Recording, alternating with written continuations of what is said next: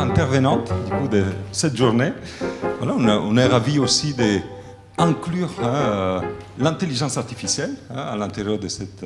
On s'est posé la question quand même, à vrai dire, parce que voilà, on est un peu réfractaire dans la communauté. Pour des tas de raisons, je pense simplement parce que voilà, on n'y voit pas clair. Donc on a la chance, parce que Ninon Davis Salvi a soutenu récemment une thèse de doctorat à l'IRCAM sur les sujets. En plus, maintenant, tu es chercheuse à l'intérieur, enfin, dans la Native Instruments, donc dans l'esprit de cet horizon maths, on a aussi du coup cette inclusion du côté partenaire privé, et c'est important de montrer que la recherche, voilà, on peut la faire aussi au sein des entreprises. Donc voilà, on est très curieux de voir ton point de vue sur l'intelligence artificielle pour la composition et la création et la créativité. Merci beaucoup. Bonjour à tous. Donc, comme vous le savez, aujourd'hui, grâce au modèle génératif et avec le deep learning, on peut générer des tas et des tas de musique en quelques secondes. Et donc, ces modèles, ils apprennent à partir de données. Et ils sont capables de produire un nombre infini en fait, de résultats. Ça peut être des textures, ça peut être des styles, ça peut être même des compositions en entier en fait. Et ils peuvent donner l'illusion d'une sorte d'intention musicale. Et donc la question qui vient immédiatement, c'est est-ce que l'IA est créative ? En fait, ce n'est pas la question qui m'intéresse exactement, même si elle est très connue et que tout le monde essaye d'y répondre. Moi, ce que je voudrais savoir, en fait, c'est qu'est-ce que ces systèmes changent à notre propre créativité. C'est-à-dire la manière dont on va interagir avec eux, la manière dont on va les utiliser, parce qu'en fait, que ce soit des amateurs ou des professionnels, aujourd'hui, c'est utilisé vraiment très largement. Alors, moi, mon domaine, c'est la musique électronique, donc je ne vais pas parler des instrumentistes classiques, on va dire, mais je suis dans la musique électronique et c'est vrai que c'est utilisé par absolument tout le monde. Donc en effet, je travaille chez Native Instruments, je suis un peu biaisée. Mais donc moi, ma question, c'est en fait, quand on utilise ces systèmes, qu'est-ce que ça change à notre créativité ? Est-ce qu'on peut vraiment être créatif et est-ce qu'on peut les utiliser pour servir notre intention ? Ou est-ce que c'est eux qui décident à notre place? Donc voilà, c'est un peu sous cet angle-là que je vais aborder cette présentation. Moi, donc, du coup, je travaille, ce qui m'amène donc au sujet, donc composer les possibles, instrumentalité numérique et modèle génératif. Je travaille donc à l'intersection entre l'intelligence artificielle, la synthèse sonore, et je fais aussi du design d'instruments, ce qui a été mon grand sujet de thèse, de designer un instrument qui serait basé sur l'IA. Ce n'est pas une mince affaire, hein, évidemment, mais je vais essayer de démêler tout ça. Cette présentation, elle est un peu moins mathématique que les autres, elle va être plutôt axée sur de la philosophie, puisque ça a été aussi mon sujet, puisque ce qui m'importe, c'est quel est l'impact, nous, sur notre créativité. Il y aura un tout petit peu de maths, mais vraiment pas grand-chose comparé aux autres. Voilà, donc pour commencer, je voudrais me placer du point de vue donc, de l'instrument.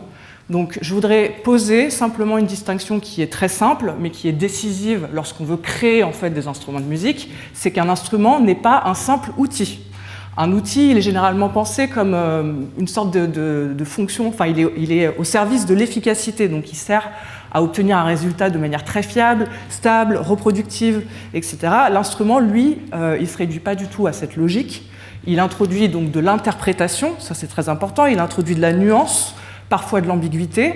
Il ne fait pas que exécuter une intention, en fait il la transforme, il lui résiste et il lui donne une sorte d'autre forme. Et donc dans ce sens, l'instrument c'est pas seulement un objet de production sonore, c'est une sorte plutôt de médiateur en fait, qui va faire le lien entre le geste, donc le geste de l'instrumentiste, l'écoute de l'instrumentiste, mais aussi le corps et un certain monde musical. C'est ça l'objectif en fait quand on crée un instrument.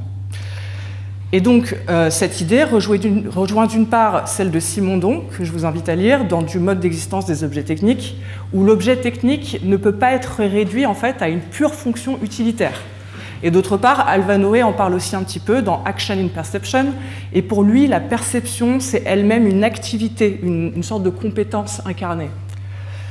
Et donc c'est précisément pour ça que la question de l'IA en musique, c'est pas simplement celle de est-ce qu'on veut un outil qui est plus performant, ça va un petit peu plus loin. La vraie question, c'est à quelles conditions cette nouvelle technologie peut devenir instrumentale. Comment est-ce qu'on la transforme en instrument? Donc, au-delà de la créativité musicale, donc, elle ne peut plus être pensée comme une sorte de faculté abstraite qui existerait en fait indépendamment de tous les moyens techniques. Aujourd'hui, les avancées technologiques, elles vont tellement loin, et en fait, toute créativité musicale dépend de ces instrumentations, de l'instrument qu'on utilise. Donc, en musique, on ne crée jamais dans le vide, on crée toujours avec quelque chose. On crée avec un matériau, on crée avec un instrument, plus particulièrement une interface. En fait, l'interface est essentielle, avec quoi on interagit et comment on le met au service donc, de l'instrumentiste. On interagit aussi avec une temporalité, avec un corps. Et donc, dans l'histoire de la musique électronique, plus particulièrement, encore une fois, c'est mon sujet, l'histoire de la musique électronique rend cette idée particulièrement visible, puisqu'en fait, quand on passe du travail sur les notes, donc, entre guillemets, la musique plus traditionnelle, plus classique, donc le travail sur les notes, quand on passe donc du travail sur les notes sur le travail du son lui-même, donc ce qu'on va appeler le timbre, en fait, donc c'est vraiment, on va manipuler le son, on va le déformer, on va essayer de le transformer dans tous les sens. Et bien en fait, le compositeur ne se contente plus d'organiser, alors évidemment je réduis, pas de hurlement, mais le compositeur ne se contente plus d'organiser juste des hauteurs ou des rythmes. En fait, là, on intervient vraiment sur la substance même sonore, sur la texture, sur les enveloppes, sur la matérialité. Et donc chez Schaeffer, par exemple, dans le traité des objets musicaux, cette bascule, elle est fondamentale. Le son devient un objet d'exploration en tant que tel, juste le son même. Et chez Simondon, la matière n'est jamais une simple page blanche non plus, puisque la forme viendrait... pardon, je m'embrouille. Donc chez Simondon, c'est pas simplement qu'une forme viendrait s'imposer de l'extérieur. En fait, elle porte déjà des contraintes. La forme porte déjà des contraintes, des propriétés et des directions possibles. Donc en fait, la créativité ne consiste pas seulement à imposer une idée à une matière. Elle consiste plutôt aussi à négocier avec elle et à la laisser en fait orienter l'invention, en quelque sorte. Donc si on suit cette logique, chaque mutation technique déplace le lieu même de la création. Bon, ça, on l'a vu très clairement avec l'arrivée des synthétiseurs. À l'époque, c'était vraiment quelque chose de complètement alien et ça a déplacé non seulement la manière de produire, mais en fait aussi la manière d'écouter. Et ce qui se passe avec l'IA, je n'ai pas envie de dire que c'est similaire parce que ce serait réducteur. En revanche, on peut y voir quand même quelques similarités. On a face à nous quelque chose qui est complètement nouveau, une manière de créer et de percevoir la musique qui est complètement différente. Et en fait, comment est-ce qu'on s'en accommode et surtout, qu'est-ce qu'on en tire ? Donc avec l'instrument acoustique, une grande partie de la créativité, elle est structurée autour de l'écriture, de l'interprétation, de la note. Encore une fois, je réduis. Avec l'électronique, quelque chose bascule, on commence à composer donc, le son lui-même, et c'est le timbre qui devient un problème central. Donc l'écoute change, et ce qui compte, c'est pas seulement la forme musicale au sens classique, mais donc tout ce qui est texture, épaisseur, matérialité sonore. Et là, on retrouve en fait l'idée de Varèse, d'une musique qui est comme organized sound. Pareil, je vous invite à aller lire. Donc, puis avec le numérique, donc là le numérique c'est nous, la musique devient de plus en plus une pratique donc, d'édition, d'assemblage. On le voit beaucoup avec toutes les techniques de sampling, par exemple, pour ceux qui, encore une fois, sont portés dans la musique électronique. Ça a été quelque chose de révolutionnaire, en fait, le sample. Donc c'est comment est-ce qu'on réorganise quelque chose qui existe, comment est-ce qu'on le mélange, comment est-ce qu'on le modifie un petit peu, puis qu'on le fait se répéter, et puis qu'en fait ça va avoir des effets sur notre cerveau qu'on va trouver appréciables en fait. Donc c'est de l'édition, c'est de l'assemblage, et c'est une sorte de circulation dans des environnements logiciels. Et donc McLuhan, par exemple, l'exprime très bien dans Understanding Media, le médium, donc l'objet qu'on utilise, n'est jamais neutre. Il reconfigure en fait le message lui-même. Et si on veut une image encore plus contemporaine, on pourrait parler avec Deleuze et Guattari d'une organisation rhizomatique des pratiques, alors c'est comme ça qu'ils les appellent, donc où les œuvres, les outils, les communautés et les circulations se reconfigurent dans des sortes d'énormes réseaux. Donc en fait, la technologie ne change pas seulement les moyens de produire la musique, ça va bien plus loin. Elle change carrément ce qu'on manipule, elle change ce qu'on écoute, et au fond, ce qu'on reconnaît, nous, comme genre de geste créatif. Qu'est-ce que ça veut dire, en fait, geste créatif ? Et donc, c'est dans cette histoire-là, dans cette évolution, que j'espère pouvoir un peu resituer les modèles génératifs qui arrivent comme des grands booms. Donc ce qui change avec des modèles génératifs, c'est qu'on manipule plus seulement un signal ou un synthétiseur au sens classique. On va apprendre des modèles statistiques à partir de données. Donc formellement, on cherche à approximer une distribution P de X, où X représente ici absolument ce que vous voulez. Ça peut être des sons, ça peut être des textures, ça peut être des objets musicaux, ça peut être, voilà, ça dépend de la représentation, ça dépend de la donnée, donc vraiment ça peut être, imaginez ce que vous voulez. Et donc pour rendre ça plus manipulable, on introduit souvent des espaces de représentation. Donc ce qu'on va parfois appeler des espaces latents. Bon, ce n'est pas toujours le cas pour tous les modèles génératifs, mais admettons que ce soit le plus connu. Et donc dans ces espaces latents, qui sont de dimension réduite, chaque objet correspond à une certaine organisation interne. Et à partir de là, en fait, générer, ça consiste plus seulement à déclencher un son, c'est pas seulement ça, ça peut vouloir dire aussi échantillonner, donc dans cet espace latent, interpoler entre deux points, extrapoler, suivre une trajectoire, modifier une température. Alors la température, ça va être grosso modo le paramètre de créativité, mais encore une fois, c'est très réduit. Donc ça va être, on va chercher à imposer des contraintes, à orienter une divergence. Et donc tout ça, ça se formalise mathématiquement. Donc en fait, la génération, elle va finir par être, enfin ce que nous, on voit comme résultat dans les modèles génératifs, toutes les générations, en fait, elles sont très mathématiques. Il y a vraiment à chaque fois des formulations très précises et exactes. Et donc c'est là, en fait, que les mathématiques deviennent, d'après moi, philosophiquement intéressantes. Non pas comme une sorte de décoration formelle, mais parce qu'elles montrent que le geste créatif commence à se déplacer vers une manipulation des structures de possibilités. Donc l'instrument ne produit plus simplement un son, il devient l'interface d'un modèle.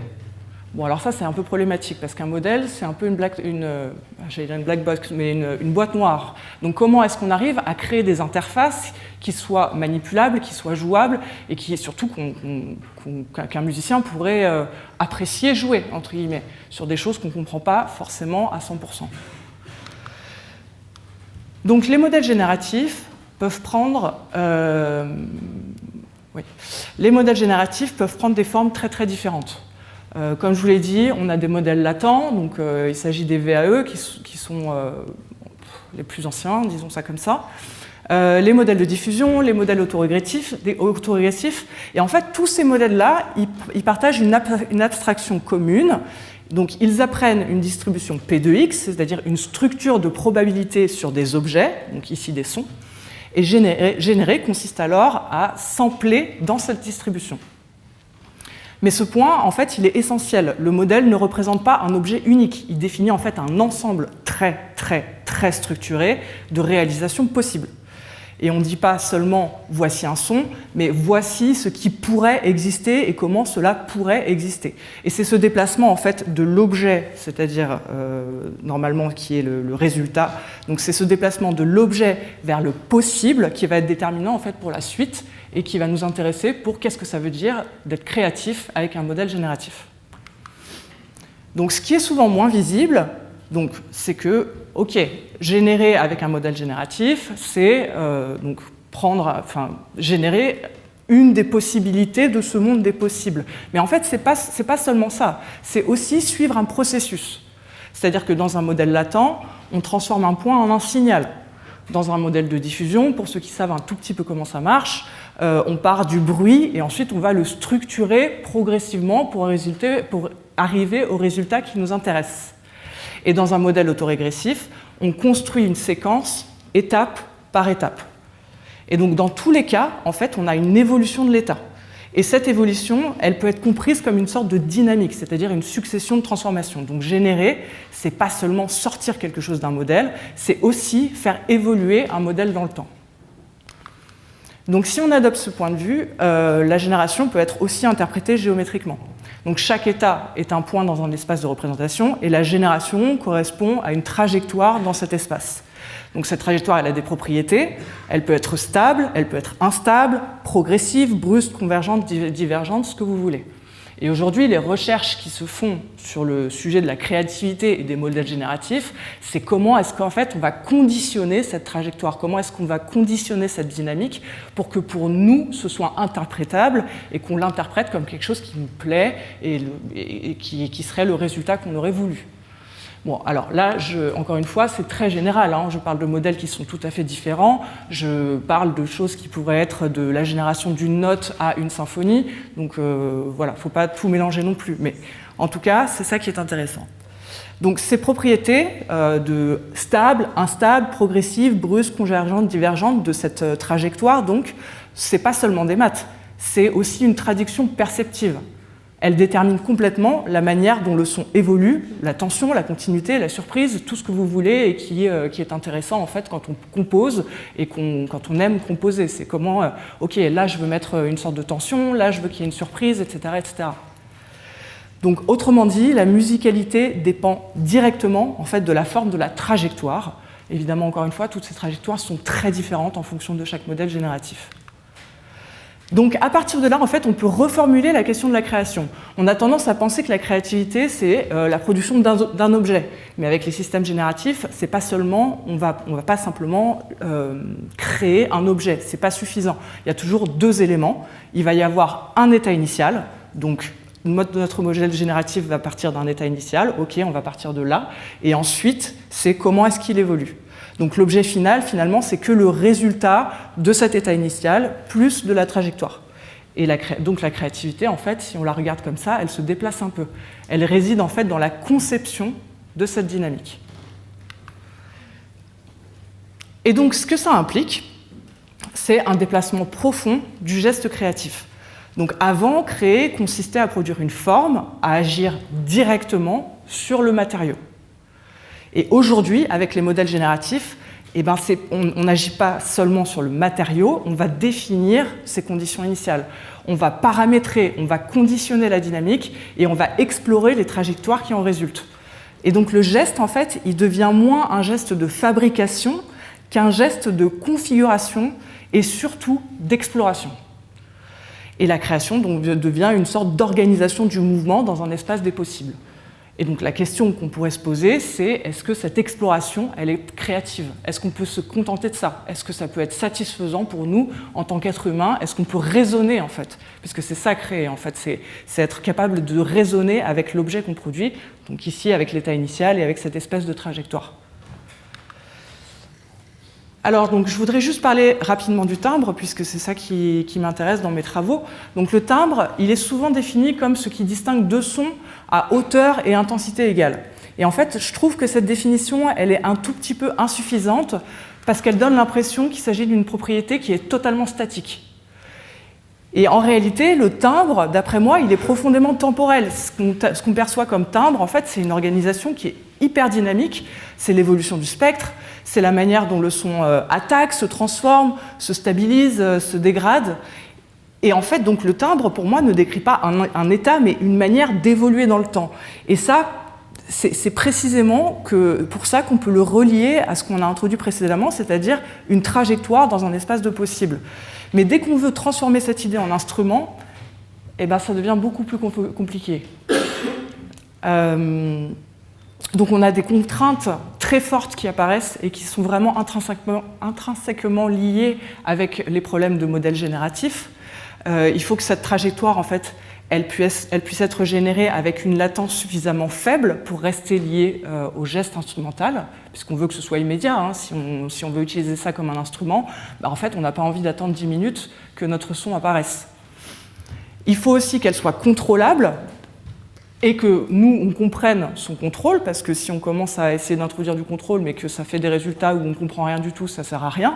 Donc il faut que ce soit contrôlable, et puis il faut que ce soit contrôlable de manière continue et donc perceptivement pertinente. Et puis, il faut aussi que tout cela fonctionne dans un dispositif matériel contraint. Alors, pour moi, mais encore une fois, c'est personnel, et je m'adresse à la musique électronique, pour moi, utiliser simplement des softwares, c'est compliqué. C'est-à-dire que si on veut jouer de quelque chose, si on veut se reconnaître dans notre propre créativité, il faut que ce soit incarné. Et je crois que cette incarnation, elle est très importante. Donc incarnation, c'est pas simplement je prends ma souris et je clique. Il me semble qu'il faut vraiment, si on veut appeler ça un instrument, il faut que ce soit physique, il faut qu'en fait le corps soit engagé. Ça, c'est hyper important. Mais bon, pour créer un instrument physique avec de l'IA dedans qui ne soit pas relié à des serveurs, etc., c'est difficile. Donc en fait, on a 3 contraintes qui se révèlent. Qu'est-ce que je vous ai dit? Donc la latence, il faut que la latence soit faible, il faut que le contrôle soit intéressant, et il faut que ce soit incarné dans un instrument. Alors, ce qui existe déjà, donc pour ceux qui sont un peu versés dans l'IA, etc., le modèle le plus largement utilisé, notamment par les artistes, il s'appelle Rave, il a été développé à l'IRCAM. Je vérifie que le papier n'était pas coupé, mais non. Donc en fait, le modèle Rave permet déjà de produire des sons qui sont de très haute qualité et en temps réel. Il est utilisé vraiment par de très nombreux artistes. Je vous invite à aller écouter. Enfin, voilà, il y a vraiment des exemples de partout. Et donc Rave capture des régularités complexes dans des données audio. Donc vous entraînez vos modèles comme d'habitude. Et puis ensuite, capable de générer des dynamiques qui sont riches et variées. Mais en fait, Rave, le gros problème, c'est que c'est difficile à contrôler. L'espace latent est souvent ce qu'on appelle entremêlé, et donc on ne peut pas isoler, par exemple, une propriété perceptive, ni relier en fait une direction à une dimension du timbre. Donc en fait, vraiment, le gros problème de Rave, c'est cette histoire de contrôle. La dynamique, elle est très présente, mais elle n'est pas hyper contrôlable de manière fine. Et donc, du coup, on peut reformuler les difficultés de Rave de manière très concrète. D'abord, la latence. Donc, si le son arrive trop tard, la relation geste-son se casse. Ça, c'est ce que je vous ai dit. Rave est quasiment temps réel. Et d'ailleurs, il y a un nouveau modèle qui s'appelle... Enfin, nouveau. Là, aujourd'hui, il serait très ancien, il a 1 an. Il y a un nouveau modèle qui s'appelle Brave, qui est donc une sorte d'optimisation de Rave et qui, pour le coup, est totalement temps réel. Donc ensuite, le contrôle, nous ce qu'on veut c'est produire un son crédible, mais ça ne suffit pas, il faut aussi donc pouvoir agir dessus de manière continue intelligible, et l'intégration, Rave n'est pas intégrée dans, dans un synthétiseur physique. Donc l'idée centrale, une des idées centrales de... Excusez-moi, je regarde juste... Oui, c'est ça. Donc, une des idées centrales de ma thèse, ça a été de développer... Ça a été basé sur Rave. Mon objectif, c'était d'upgrade, d'améliorer un peu Rave au niveau du contrôle. Donc, j'ai pas tellement étudié ni la latence... Enfin, on n'a pas tellement étudié ni la latence, ni l'incarnation en instrument, mais au moins le contrôle. C'est-à-dire comment est-ce qu'on peut utiliser Rave de manière intuitive, comment est-ce que le musicien en fait pourrait injecter son intention de manière plus simple, puisque c'est ça l'objectif en fait, injecter de l'intention. Et donc pour ce faire, donc on a restructuré Rave et on part d'une représentation latente, donc Z, qui encode la structure globale du son, et ensuite on introduit en parallèle des descripteurs perceptifs. Alors, nous, on en a choisi certains, mais qu'est-ce que j'appelle descripteurs perceptifs? En fait, c'est des descriptions du timbre. Donc, ça peut être la brillance, ça peut être, j'ai plus les mots en français, noisiness, enfin voilà, tous ces descripteurs perceptifs. Et donc, on impose une contrainte, l'espace latent doit devenir invariant à ces attributs. Donc, autrement dit, on va séparer ce qui relève du contenu du son et ce qui relève de ses propriétés perceptives. Et en fait, cette dissociation, elle est essentielle parce qu'elle permet d'agir sur la manière dont le son évolue sans modifier son identité globale. Et donc ça, c'est gold, en fait, pour un instrument. C'est exactement ce qu'on veut. Et donc notre modèle, qui s'appelle F-Rave, donc restructure Rave, on introduit ce qu'on appelle un discriminateur. Je ne vais pas rentrer dans les détails des maths liés à discriminateur, mais qui tente donc de prédire ces attributs perceptifs à partir de l'espace latent. Et en fait, l'encodeur apprend à le tromper. Et ça force le latent à devenir invariant à ces attributs. Et donc, plus particulièrement, on va retirer de l'espace latent toutes les informations qui sont liées à ces descripteurs perceptifs. Et en fait, ensuite, on va reconditionner notre modèle avec ces descripteurs. Et normalement, si le modèle est bien fait, lors du décodage, il va venir en fait coller ce qu'on voulait comme descripteur perceptif au résultat. Et donc, finalement, on obtient un modèle dans lequel les différentes dimensions du timbre deviennent indépendantes, je ne sais pas si c'est le mot très juste, mais en tout cas manipulables en temps réel. Et ça, c'est super.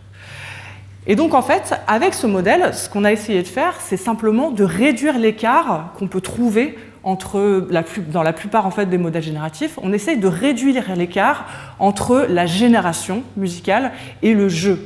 Parce qu'en fait, c'est ça qui nous intéresse, c'est comment est-ce qu'on peut jouer. Donc on ne résout pas encore toute la question de l'instrument, mais en tout cas, on répond plus ou moins au problème du contrôle expressif. Ensuite, une deuxième partie de mon travail, ça a été donc l'incarnation. Comment, en fait, on va de la dynamique et on arrive au geste. Donc je vous ai dit, moi, ce qui m'intéressait, c'était vraiment d'introduire le corps de l'instrumentiste. Comment est-ce qu'on peut vraiment engager le corps de l'instrumentiste dans la génération liée avec du deep learning. Et donc, même si la dynamique contrôlable qu'on a fait avant, ça ne suffit pas à en faire un geste musical, et donc ce qui nous a manqué, c'est l'incarnation, et donc c'est ce qu'on a fait. On a voulu fabriquer une interface qui permet d'inscrire cette dynamique dans un geste, dans une temporalité qui est vécue et dans une interaction. Donc sans interface, pour l'instant, on reste dans une manipulation abstraite, et là, on peut revenir en fait aux travaux de Alva Noé pour qui la perception en fait est inséparable de l'action, et à McLuhan, par exemple, pour qui tout médium en fait reconfigure les conditions mêmes de l'expérience. C'est ce que je vous racontais un peu dans l'introduction, que le médium est en fait essentiel dans notre créativité. Donc un instrument, précisément, c'est ce qui stabilise cette relation entre le geste, la dynamique et la perception. Et donc pour qu'un modèle devienne instrument, cette dynamique, elle doit satisfaire encore les trois conditions dont je vous ai parlé. Ça doit être donc temporel, répondre quasiment immédiatement, contrôlable et situé, c'est-à-dire intégré dans un objet, dans un format, dans une pratique. Et donc, c'est ce qu'on a fait avec ce petit instrument qui s'appelle le Neurorack. Donc, c'est un synthétiseur donc physique que vous pouvez manipuler, etc. Alors, c'est un synthétiseur qui est un tout petit peu particulier parce qu'il a un format qu'on appelle un format Eurorack. Donc, c'est un tout petit format, c'est pas quelque chose de gros. Et en fait, c'est des petits modules comme ça que vous pouvez assembler les uns aux autres et vous pouvez les patcher. Enfin bon, bref. Ceux qui connaissent savent, on parle vraiment de synthétiseur niche. Mais en tout cas, c'est quelque chose de physique avec lequel on peut interagir. Et donc, mon travail dans cette incarnation en instrument, ça a été OK. Alors, j'ai des boutons, je peux brancher des choses. Donc, ça communique en CV et gate. Donc, CV, c'est control voltage. CV, c'est globalement la modulation. Gate, c'est simplement le déclenchement. Donc, j'avais que deux possibilités, moduler et déclencher. Alors, comment est-ce qu'on fait du mapping entre CV et gate et des paramètres d'un modèle génératif? Bon, ça a été une énorme part de mon travail de thèse. Comment est-ce qu'on fait en fait une corrélation entre ce qui se passe dans le modèle génératif et après des vrais boutons que l'utilisateur peut appuyer, etc., etc. Et donc, voilà, on y est arrivé. On peut patcher ce module, on peut moduler, on peut jouer. Alors évidemment, le modèle génératif, il va dicter un petit peu la génération sonore, c'est-à-dire que si on entraîne... j'ai fait quelques essais, c'est-à-dire que si on entraîne le modèle génératif sur, j'en sais rien, des voix japonaises, en fait, il va vous cracher que des voix japonaises, évidemment, donc ça, on est très limité. Très limité. Cela dit, c'est un peu le cas avec n'importe quel oscillateur.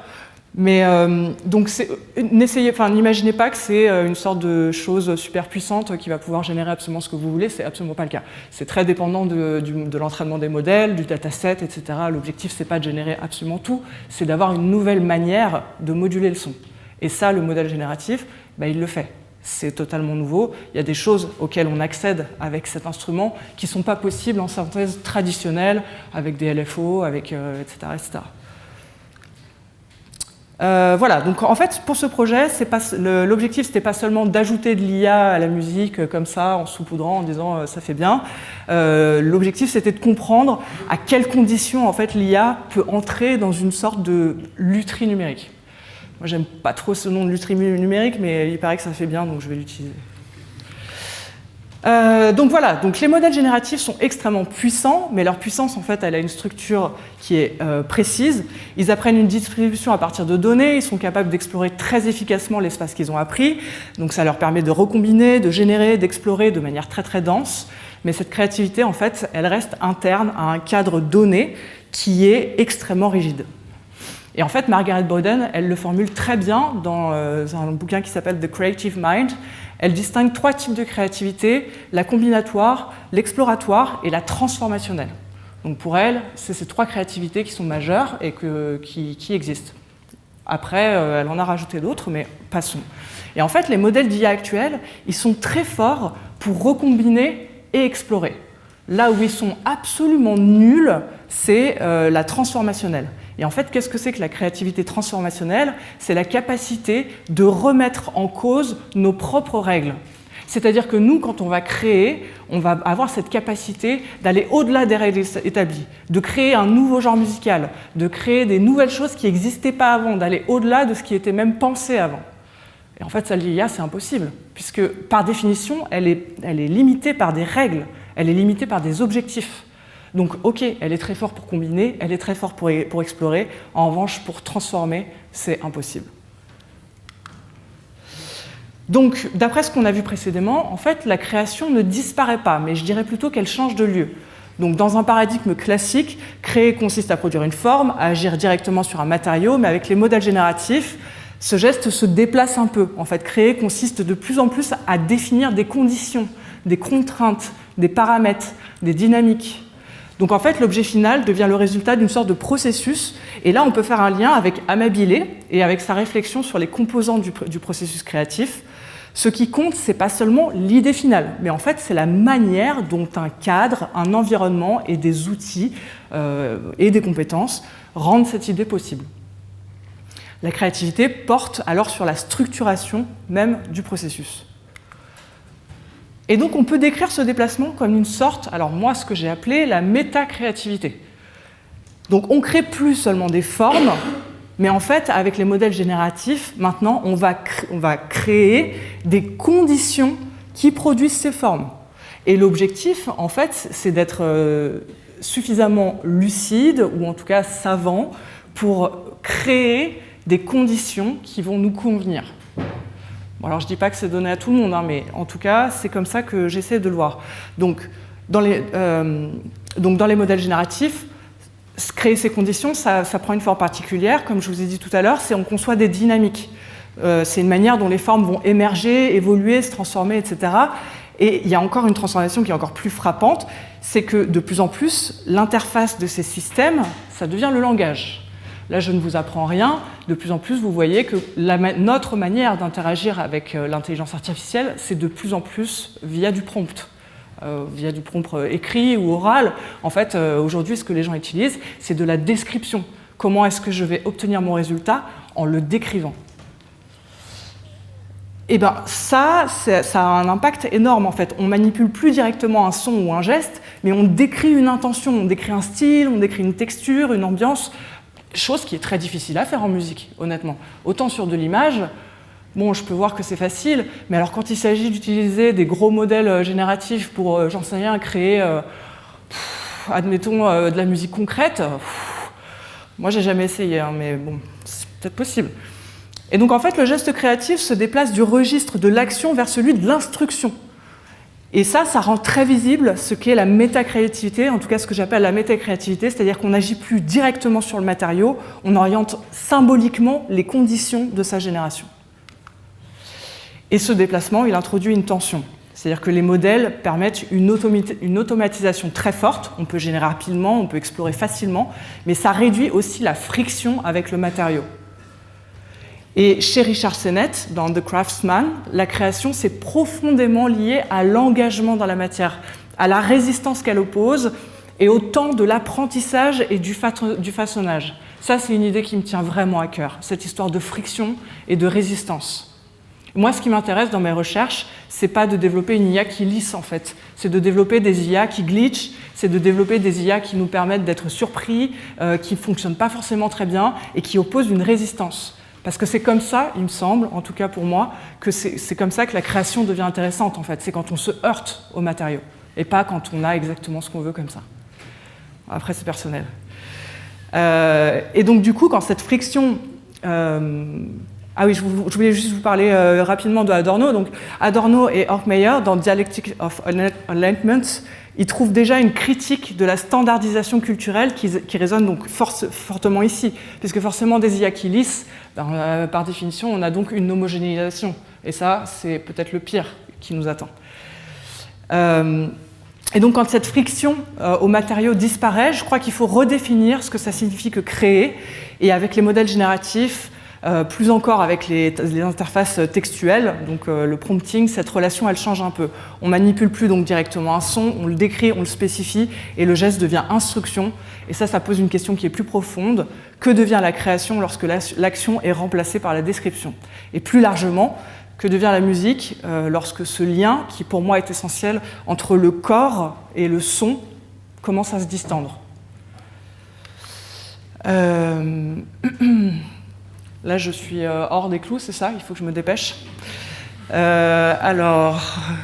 Tu peux aller vers la conclusion. Je vais vers la conclusion. Et bien, du coup, je vais sauter des slides. J'en ai plus beaucoup. Hein.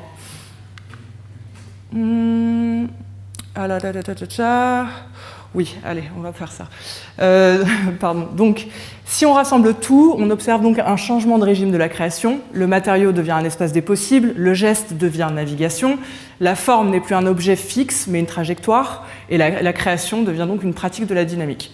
Et donc l'instrument, dans ce contexte, c'est plus simplement un outil de production sonore, c'est une interface entre le geste et la dynamique, et je pense que vous avez compris que ça me tient particulièrement à cœur. Et donc la créativité, pour moi, en fait, avec les modèles génératifs, elle ne disparaît pas.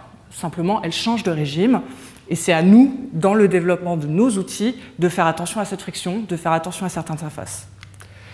J'en suis à ma conclusion. Donc, en résumé, les modèles génératifs ne produisent pas simplement des sons, ils définissent des espaces, et générer, donc, c'est plus produire un résultat, suivre une trajectoire. Et l'instrument change de nature, il ne sert plus seulement à produire, mais à accéder à cette dynamique, donc à cette trajectoire. Et donc, créer aujourd'hui avec des modèles génératifs, pour moi, c'est peut-être plus simplement de produire une forme, c'est plutôt de la structurer, de l'orienter, habiter un espace des possibles.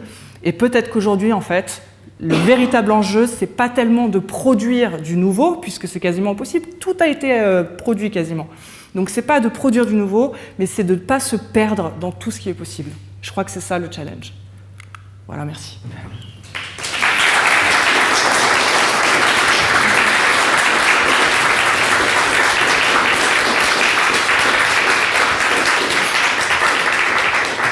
Bon, merci beaucoup. Plein de points de réflexion aussi pour demain, hein, pour notre table ronde sur la créativité en mathématiques, en informatique et en musique.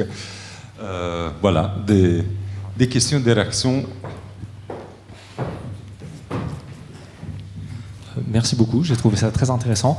J'ai une question qui est probablement très naïve.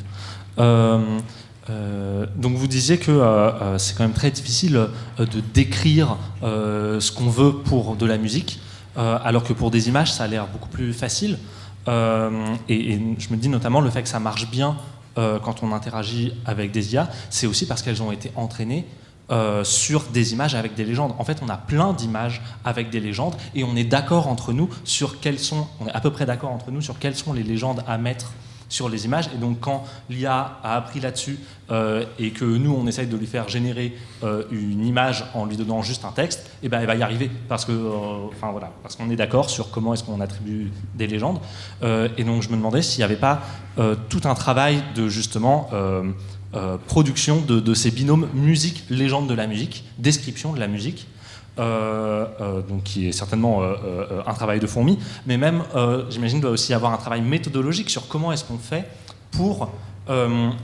pour mettre comme ça des descriptions, des légendes aux musiques sur lesquelles on va être d'accord. Donc ils vont faire qu'après l'entraînement, eh ben, on peut savoir à quoi s'attendre quand on va donner une instruction sous forme de texte, juste de langage, quoi.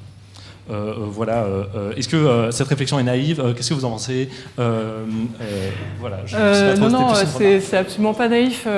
Alors, il faut un peu distinguer cette paire dont tu parles en fait entre la description et le son.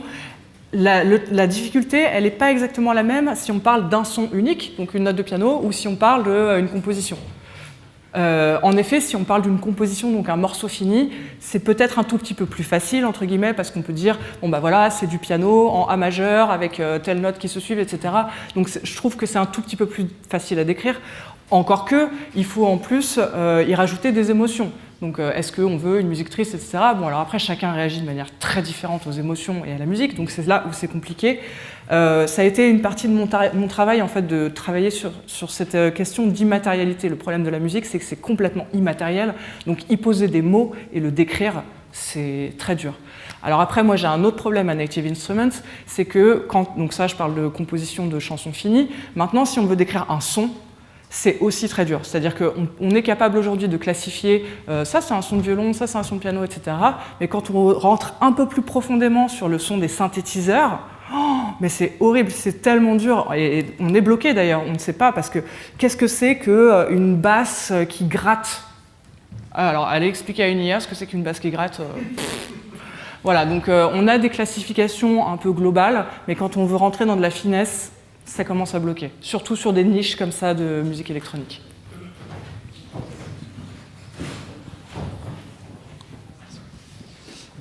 C'est très intéressant comme sujet. Et en fait, j'avais deux questions par rapport à ça. D'une part, la notion de feedback, ça n'a pas été cité de telle sorte, mais je pense qu'il y a une notion de contrôle, de prédictibilité et de feedback quand on fait de la musique. Je fais de la musique électronique aussi et pas électronique. D'ailleurs là-dessus, je pense que vous aviez plusieurs fois fait la remarque, mais c'est vrai que même dans la musique pas électronique, on fait quand même aussi un son, c'est-à-dire que selon la manière dont on joue une batterie, une guitare, enfin on peut créer un son aussi, mais il y a toujours dans cette notion d'apprentissage, pour moi, de feedback, et de friction d'ailleurs. On apprend un instrument avec de la difficulté et on a un feedback qui nous permet d'apprendre et qui, pour moi, rentre dans le processus de composition. Pour moi, le problème de l'intelligence artificielle, c'est qu'il y a un côté non prédictible. Donc quand on fait quelque chose, on n'a pas toujours le même feedback. Et donc du coup, l'apprentissage, on est plutôt dans une position d'architecte finalement que d'artisan. Je ne sais pas si je suis clair. Et donc pour moi, c'est plus une remarque, mais je ne sais pas si vous en pensez, si vous le partagez. Mais pour moi, c'est un peu ça le problème, un des problèmes clés de la musique à travers les modèles génératifs, j'ai plus précis, de l'intelligence artificielle. Oui, j'ai pas vraiment eu le temps d'en parler, mais en effet, alors je comprends très bien l'analogie de architecte et artisan. Architecte, je ne sais pas si je le garderais précisément, parce qu'en effet, en fait, on a tellement... Donc, comme tu dis, on va faire un prompt, et puis on va lancer, et en fait, si on fait 10 fois le même prompt, on n'aura jamais le même résultat. Donc, comment est-ce qu'on fait pour apprendre notre instrument? Ça, c'est compliqué. Donc, en fait, c'est pareil, c'est un petit paragraphe dans ma thèse, où le musicien passe de son rôle d'instrumentiste à celui de curateur. Donc il va générer des milliards de résultats et ensuite on va passer à travers tous les résultats, on va dire ça c'est bien, je garde, ça je jette, ça c'est bien, ça je jette. Ça pour moi c'est pas... J'ai pas envie d'insulter certaines personnes, mais pour moi c'est pas créatif. C'est-à-dire que je m'amuse pas personnellement à faire ça, je trouve que c'est vraiment ennuyeux. Mais ça ressemble aussi un petit peu, donc là je m'adresse à ceux qui font du synthé, ça ressemble au système de presets. C'est un peu la même chose en fait, quand les presets sont arrivés, c'est vraiment on va à travers toute une liste, ça je prends, ça je prends pas, ça je prends, ça je prends pas, ça je prends, ça je prends pas. L'intérêt des synthés traditionnels, c'est qu'une fois qu'on a un preset qui nous plaît, on peut le manipuler, on peut le tweaker, on peut le détruire complètement. Avec l'IA, c'est ça le problème, c'est que ok, on génère, et là on repart sur mon problème, mon challenge du contrôle, c'est qu'une fois qu'on a généré, comment est-ce qu'on peut modifier comme on veut, là c'est plus compliqué. Donc oui, j'entends très bien cette histoire d'architecte et c'est justement l'écueil dans lequel j'essaye de ne pas tomber quand je crée mes petits trucs. Oui. Merci pour l'exposé.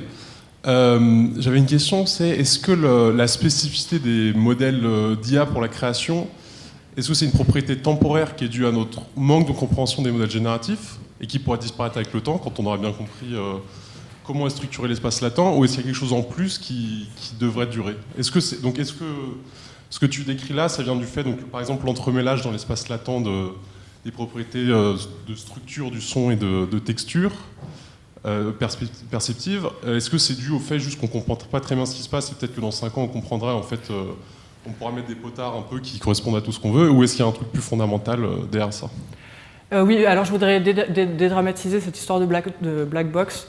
En fait, quand je dis on ne comprend pas exactement ce qui se passe, c'est parce qu'il se passe tellement d'enchaînements de calculs. Alors on ne parle pas de calculs très complexes, mais en fait c'est des micro-calculs, sauf qu'il y en a un enchaînement énorme et qu'en plus c'est sur plusieurs dimensions. Je ne vais pas rentrer dans les détails. En fait, si tu regardes, de loin, on a du mal à savoir ce qui se passe. Maintenant, quand tu zoomes, On sait exactement ce qui se passe. On sait exactement comment ça fonctionne et tout. Le problème, c'est d'avoir cette vision globale de comment les choix sont faits. Alors après, il y a des non-linéarités, etc., qui sont très difficiles à prévoir, mais on sait ce qui se passe. Alors après, là, je sépare aussi, enfin, j'aimerais séparer aussi ces histoires de modèles avec espace latent, que pour le coup, on comprend assez bien. Mais pour moi, la black box, elle vient surtout sur les énormes modèles, genre LLMs, diffusion, où là, honnêtement, non, on comprend pas ce qui se passe. D'après moi, après, si quelqu'un n'est pas d'accord, qu'il lève la main, mais c'est trop compliqué, en fait. Mathématiquement, c'est trop lourd. Oui, Sidney. Oui, merci pour la présentation. J'ai une question sur la créativité, parce que j'ai l'impression que des fois vous comparez la créativité de l'utilisateur de l'IA, enfin, de l'instrument basé sur l'IA, parfois à la place du compositeur, parfois à la place d'un instrumentiste. Mais en fait, ce serait intéressant de discuter de la créativité dans le cadre de la musique notée et dans le cadre de la musique improvisée, qui est complètement différente. Et donc, j'ai l'impression que vous passez de l'un à l'autre. Est-ce que vous avez pensé à cette différence de créativité entre l'instrumentiste qui improvise et le compositeur qui note la musique ? Alors oui, j'ai peut-être pas été assez précise. J'avoue que moi, les compositeurs au sens premier du terme, ça n'a pas été mon sujet. Donc je parle pas des gens qui pensent la musique avant de la... Ouais, c'est peut-être un peu réducteur comme définition, mais pour moi, c'est des gens qui arrivent à imaginer ce que ça va être et ensuite qui la mettent en place.